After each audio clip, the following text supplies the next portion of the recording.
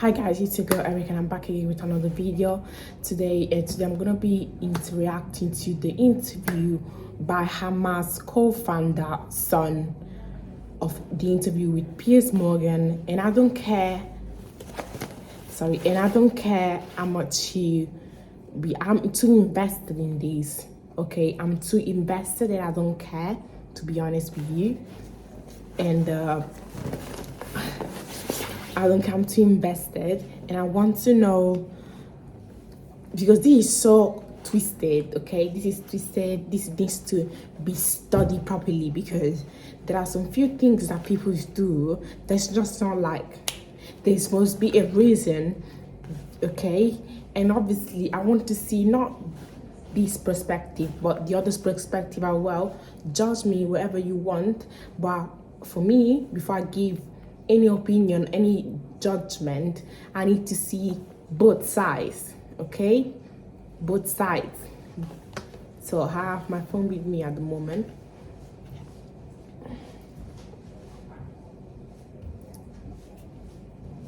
Bye, have a nice weekend.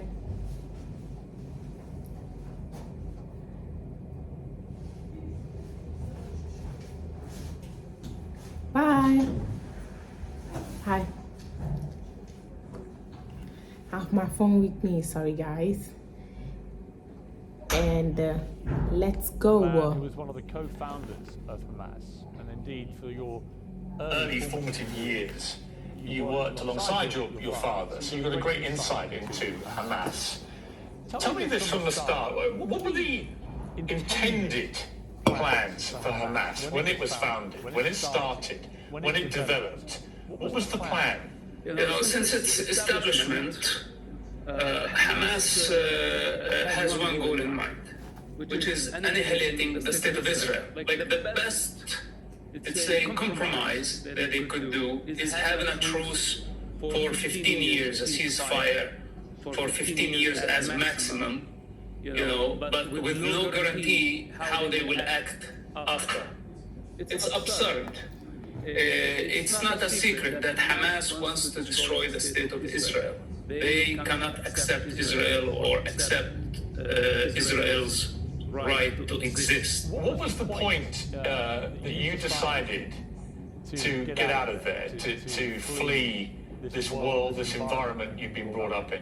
I have many reasons. Since I was a child, I asked my father many questions about Hamas delusions, about their brutality, about their abuse of power, and always he justified, their position. Then I was imprisoned with Hamas. I spent about 27 months in Israeli prisons where Hamas was torturing their own members, our own people, within Israeli prisons. They killed actually and tortured hundreds of prisoners. And this is when I start asking myself the question, what if Hamas become the ruler at some point? What will they do to our people? And many years later, Hamas became the ruler of Gaza. And I wasn't surprised by their brutality. When you heard what happened on October the 7th, what was your feeling about that? Look, as I told you, I'm not surprised by Hamas brutality, but I was surprised by the scale of their attack. Not to this degree, wiping out entire communities, messing with a nuclear power, the most powerful country in the region, a country with a great trauma from the past, with a memory of a Holocaust and all the Nazis did in the past century. They opened the gates of hell on the Palestinian people. This is how irresponsible this group of people are. That they are willing to actually sacrifice many Palestinian children, the entire Palestinian people, and use them as a fuel to just achieve their ideological agendas, their religious agendas. They are careless. They don't care for the human life. We have to separate between what's so-called Palestinian cause and Hamas cause. Hamas cause is a sick one. It's coming from the pit of hell, and they need to be removed from power. This is my message as an ex-Hamas member as a son of one of Hamas founders, that enough of this. If we don't stop them now, the next war is going to be deadlier, and only God knows what will happen next if Hamas is not finished as soon as possible. So how many regular Palestinians, particularly in Gaza, do you think sympathize with Hamas or indeed fully support them? You know, once Hamas is removed from power, we're going to witness people celebrating in Gaza. I guarantee you that.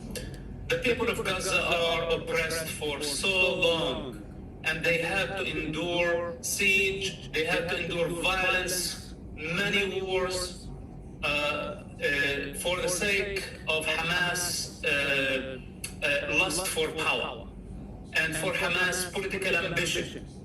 When this comes to an end, I promise you that the Palestinian people, first of all, will thank Israel for what they did. Second, the idea of annihilating the Jews and the state of Israel will be dropped forever. You know, because Hamas is you can say, the last experiment of adapting violence, trying to annihilate and destroy the state of Israel. This didn't work for Yasser Arafat. It took him 40 years to realize this. And Hamas has been trying for 35 years to destroy Israel. Finally, I hope that they will come to this understanding that Israel is going nowhere. If they insist on annihilating Israel, and of course, if Iran keeps on insisting on this goal, this means the destruction of the entire region. This is the only and certain outcome of this, because Israel is going nowhere. How do we get to peace from here? You know, this time, I'm afraid that war is the only way to peace. Because if Hamas is not removed from power, then they will build more military, they will build longer range missiles, and the next attack, the next war is going to be deadlier. The use of force is the last resort. You can find this in every culture. And unfortunately, oh God. now Hamas left Israel and the free world as well, with no choice but to fight them and put an end for their violence. Many civilians are dying, I understand this. Their blood is on the hands of Hamas, and Hamas only. It's interesting you say that, because a lot of pro-Palestinians who I've had on the show in the last 2 weeks don't accept that argument. They say the blood of the civilians in Gaza is exclusively on the hands of Israel, and that Israel's waged a repressive occupation for many decades. There's been a prison camp for Gazans for a long, long time, and that has created the environment through which a terror group like Hamas can thrive and indeed win an election, as they did in 2005. Do you buy into any of that? I mean, do you think that Israel has overreacted already to what happened to them? Their argument is, what is proportion when you have a terror attack like that on your people? Look, since my childhood, and I am hearing the stories from pro-Palestine and from those who are using what's so-called the Palestinian cause. They care the least for the Palestinian children and their future. You know, I am the legitimate representative of the Palestinian children. The child within me speaks. I don't want somebody coming from London or somebody coming from the other side of the world to tell me what is the struggle of the Palestinian children. The Palestinian children, the Palestinian society has been hijacked by these criminals. And anybody who takes their side is participating in their crime. This is my answer to those people. And for the civilian casualties, etc., you know, first of all, Hamas is using, and it's very clearly, it's a fact that Hamas used civilians as human shields. It's a fact. Then it's a fact that Israel called and warned civilians to evacuate buildings before they strike them. But in the meantime, Hamas put roadblocks to stop civilians from evacuating to safe zones. Hamas single misfire killed hundreds of refugees taking shelter at a hospital, and they blamed Israel. What are we talking about here? Israel is a democracy. Israel is accountable. Israel is not thirsty for the Palestinian blood. In the meantime, Israel is capable of wiping out Arab capitals in seconds. Why Israel does not attempt to abuse its power? But why, when the Arabs have just a little bit of power, couple of missiles, they misuse power by launching them at civilians and kill them in their living rooms? We have a fundamental problem, and we need to stop blaming Israel. We invited this upon our heads, and the rest of the world, if they don't know the reality on the ground, it's better that they shut up. Mossab, your passion and your anger is very palpable here, and certainly very different to most of the pro-Palestinian voices I've had. And I sense the Palestinian plight of its people is very much in your heart. Do you still have contact with any of your family? This is irrelevant right now. I don't have any contact with my family, and I don't care anymore. Enough bloodshed and enough involvement from people who don't care.